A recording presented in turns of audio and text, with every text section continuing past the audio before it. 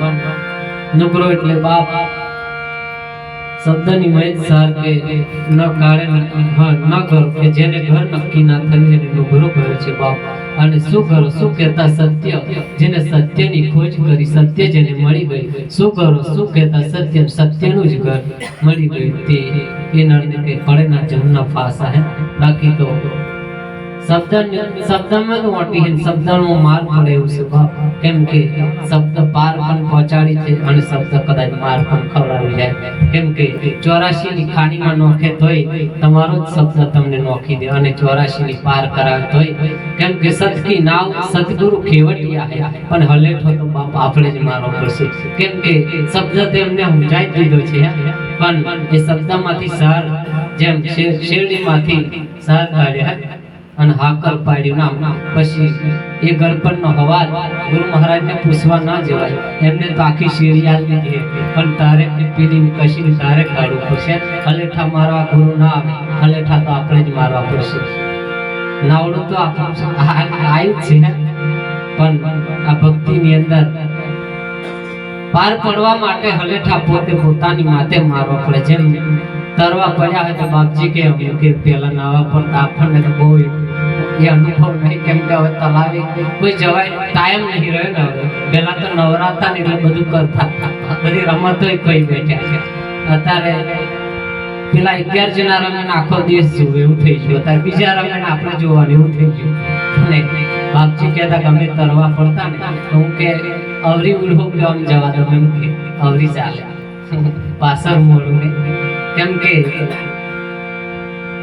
શબ્દના ખોજે કો ખોજનહારા હે પણ હમણાં કીધું કે હંસોઈ દૂધ અલગ કરી નાખે ને પાણી અલગ કરી નાખે હે તો શબ્દની ઢગ ઢેરિયા હે ભજનોની અંદર શબ્દોના તો ઘણાય મય અને શબ્દ ઢોકીને પણ મૂક્યા હે। કેમ કે નથી મફતમાં મળતા સંતના સંત ઘણા હે આ મફતમાં મળી જાય એવું નહીં। કેમ કે એના માટે પહેલા પ્રથમ ગુરુને સેવા જ પડશે। કેમ કે ગુરુને સેવો તો જ આ બધું પ્રાપ્તિ થાય એમ છે। બાકી અહમ ભાવ કદાચ જો કંઈક કરવા માંગતા હશો તો ગુરુ વિના પાર કોઈ પહોંચાડે એમ નથી।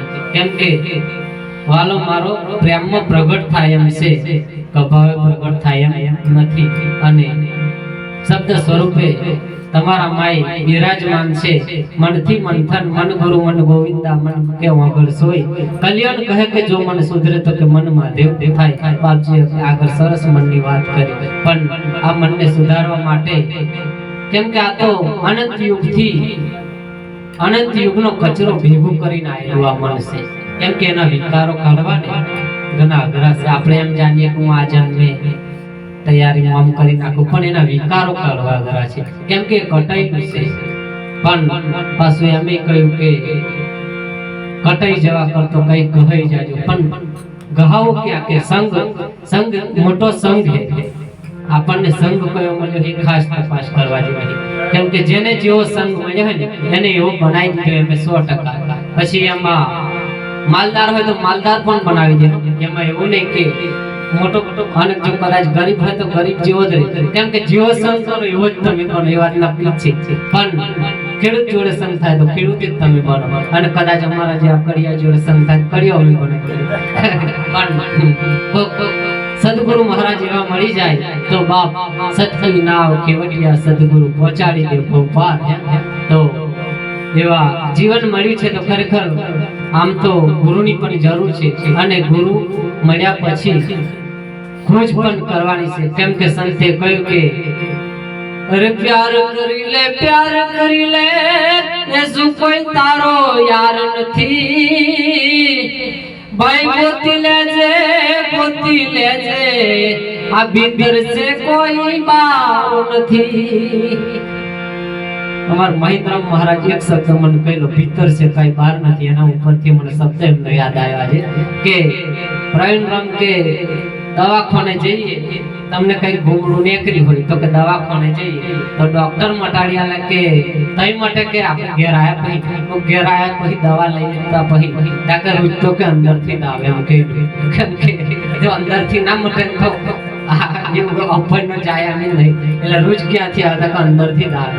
અને મને બીજો પ્રશ્ન એમને એ જ રોજનો કરેલો કે પ્રવીણરામ કે આ ટાળ કે બહારથી આવે છે કે હા ના બહારથી માટે ટાળ કે આ શેટર ફેરવી તો બહારથી માટે કે અંદરથી.